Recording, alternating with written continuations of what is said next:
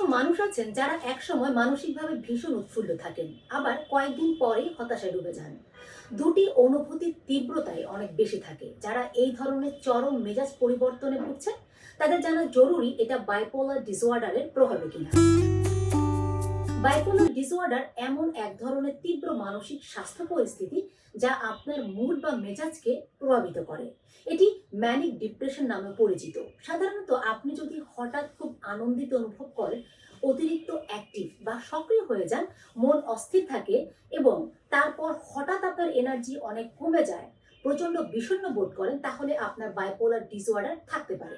মেজাজের এই চরম উত্থান পতনের অনুভূতি কয়েকদিন, এমনকি কয়েক মাস পর্যন্ত স্থায়ী হতে পারে। এই এক এক ধরনের মেজাজের সময়কালকে মুড এপিসোড বলা হয়। মন চরম উৎফুল্ল বা অতিরিক্ত অ্যাক্টিভ থাকার এপিসোডকে বলা হয় ম্যানিয়া, এবং বিষণ্ণ ও অলস থাকার এপিসোডকে বলে ডিপ্রেশন।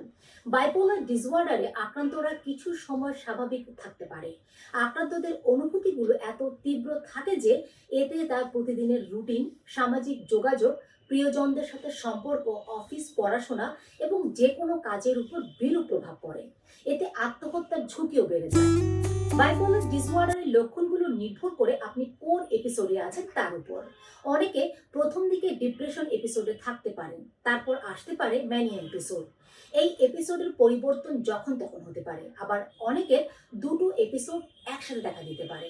তবে আগেই জানিয়ে রাখি, এসব লক্ষণ থাকা মানে যে আপনি বাইপোলার ডিসঅর্ডারে ভুগছেন সেটা বলা যাবে না। এটি শুধুমাত্র একজন মানসিক স্বাস্থ্য বিশেষজ্ঞই বলতে পারবেন। ম্যানিয়া পর্বের আগে আপনার ক্লিনিক্যাল ডিপ্রেশন বা বিষণ্ণতা এপিসোড দেখা দিতে পারে। এই এপিসোডে নিজেকে একদম মূল্যহীন মনে হতে পারে, যার প্রভাবে অনেকে আত্মহত্যার চিন্তাও করেন। এই এপিসোডের সাধারণ লক্ষণগুলো হলো চরম দুঃখবোধ, আশাহীনতা বা মেজাজ খিটখিটে হয়ে যায়, এনার্জির অভাব, মনোযোগ দিতে এবং মনে রাখতে সমস্যা, প্রতিদিনের সাধারণ কাজকর্ম করতে ইচ্ছা করে না, যেমন দাঁত ব্রাশ করা, চুল আঁচড়ানো, বিছানা ঠিক করা, ভীষণ শূন্যতা বোধ হয়, নিজেকে মূল্যহীন লাগে, নিজের দক্ষতা নিয়ে সন্দেহ জাগে, অপরাধ বোধ ও হতাশা ভর করে, আত্মহত্যার চিন্তা ঘুরপাক খায়। বিশেষজ্ঞরা জানিয়েছেন বাইপোলার ডিসঅর্ডারে আক্রান্তদের আত্মহত্যার ঝুঁকি সাধারণ মানুষের তুলনায় 15 থেকে 20 গুণ বেশি থাকে, এবং তাদের অর্ধেকের বেশি মানুষ অন্তত একবার আত্মহত্যার চেষ্টা করে। ম্যানিয়া পর্যায়ে আপনি খুব উচ্ছ্বসিত বা অনেক আনন্দে থাকেন, আত্মবিশ্বাস অনেক বেড়ে যায়, প্রচুর এনার্জি পান, বড় বড় পরিকল্পনা করেন, কিন্তু এই ভালো বোধের তীব্রতা এতই বেশি থাকে যে অনেক সময় ব্যক্তি তার সাধ্যের বাইরে কেনাকাটা করেন, প্রচুর খরচ করেন, যেটা হয়তো স্বাভাবিক সময়ে তিনি ভাবতেও পারেন না। এ সময় দ্রুত কথা বলেন, খেতে বা ঘুমোতে ভালো লাগে না, অল্পতে বিরক্ত হয়ে যান। অনেকের আবার সাইকোসিসের লক্ষণও দেখা দেয়, যেমন আপনি এমন কিছু দেখতে বা শুনতে পান যা বাস্তবে নেই।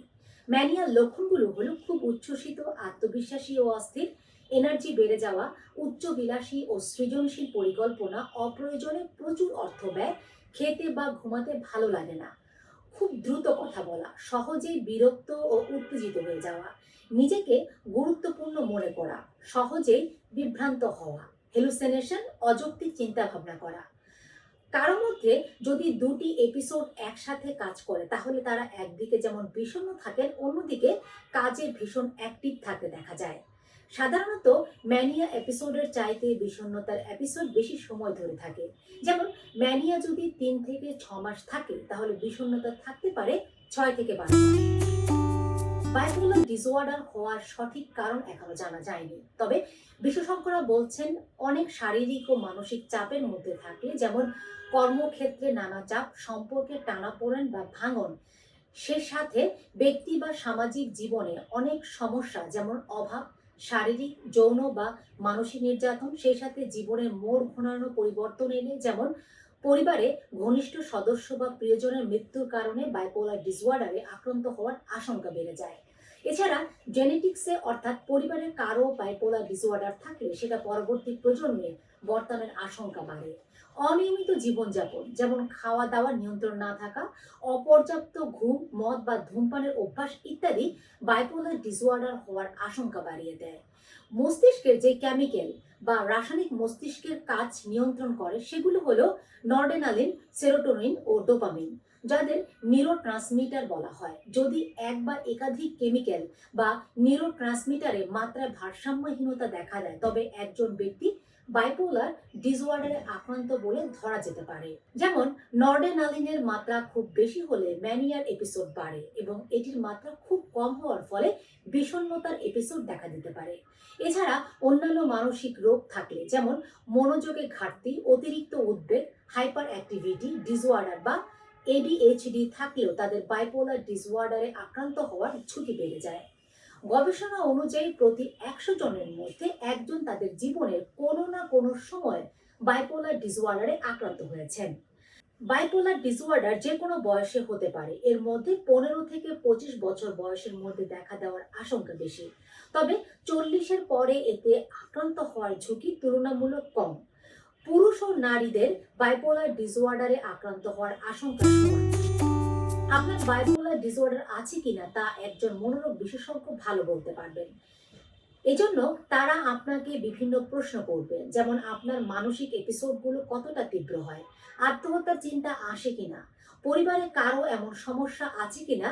এরপর বিভিন্ন স্বাস্থ্য পরীক্ষাও দিতে পারেন। আপনার সার্বিক পরিস্থিতি মূল্যায়ন করে তারা সিদ্ধান্ত নেবে আপনার চিকিৎসা প্রয়োজন কিনা। চিকিৎসক যদি জানান আপনার বাইপোলার ডিসঅর্ডার আছে তাহলে আপনার উচিত হবে তার পরামর্শ মতো নিয়মিত চিকিৎসা নেওয়া। এতে একজন ব্যক্তি ধীরে ধীরে স্বাভাবিক জীবনে ফিরতে পারবেন। চিকিৎসকরা ম্যানিয়া ও ডিপ্রেশন এপিসোডগুলো প্রতিরোধ করতে মেজাজ শিথিল করা ওষুধ দিয়ে থাকেন, যা দীর্ঘ মেয়াদে প্রতিদিন খেতে হয়। সে সাথে কগনিটিভ বিহেভিয়ারাল থেরাপি ও পারিবারিক সম্পর্ক ভালো করার থেরাপির মাধ্যমে বিষণ্ণতা মোকাবেলা করতে বলা হয়। এসব থেরাপি 6 মাস থেকে 12 মাস ধরে নিতে হতে পারে। এছাড়া নিয়মিত ব্যায়াম করা, নিজের পছন্দের কাজ করা, সুষম খাবার খাওয়া, ওজন নিয়ন্ত্রণ ও পর্যাপ্ত ঘুম বাইপোলার ডিসঅর্ডারের লক্ষণগুলো কমাতে সাহায্য করতে পারে। এজন্য চিকিৎসকরা একটি রুটিন দিয়ে থাকেন। সেই সাথে কাজের অতিরিক্ত চাপ কমানো জরুরি। আবার অনেকে এসব এপিসোডের কষ্ট কমানোর জন্য মদ, ধূমপান ও মাদক নিয়ে থাকেন। এতে পরিস্থিতি আরো খারাপ হয়। এক কথায় ওষুধ, থেরাপি ও জীবনযাত্রায় পরিবর্তন আনার মাধ্যমে এর চিকিৎসা চলে। সাধারণত লক্ষণ গুরুতর না হলে, অর্থাৎ নিজের বা অন্যের ক্ষতি করার আশঙ্কা না থাকলে হাসপাতালে থেকে চিকিৎসা নেওয়ার প্রয়োজন হয় না। বাইপোলার ডিসঅর্ডার গর্ভাবস্থায় আরো খারাপ প্রভাব ফেলতে পারে। আবার গর্ভাবস্থায় ও দুধ খাওয়ানো মায়েদের বাইপোলার ওষুধ গ্রহণের ঝুঁকিও থাকতে পারে। এক্ষেত্রে দ্রুত চিকিৎসকের পরামর্শ নিন। চিকিৎসকের সাথে আলোচনা না করে ওষুধ বন্ধ বা ওষুধ চালিয়ে যাওয়ার মতো সিদ্ধান্ত নেবেন না। আরেকটি বিষয় উল্লেখ্য, আপনি যদি বাইপোলার ডিসঅর্ডারে আক্রান্ত হন তাহলে বিষয়টি চেপে না রেখে পরিবার ও বন্ধুদের সাথে কথা বলুন, তাদের সাহায্য নিন, কারণ আপনার তাদের যত্নেরও প্রয়োজন রয়েছে। দর্শক, ভিডিওটি কেমন লাগবে জানাবেন। ভালো লেগে থাকলে শেয়ার করে দিবেন। সাথে থাকার জন্য ধন্যবাদ।